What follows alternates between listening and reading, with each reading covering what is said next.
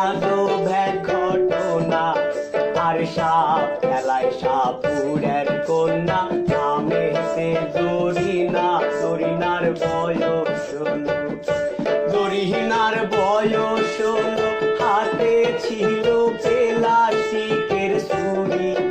আর গলায় ছিল পুতির মালা, পরনে লাল শাড়ি, বরণ কাঁচা সোনা,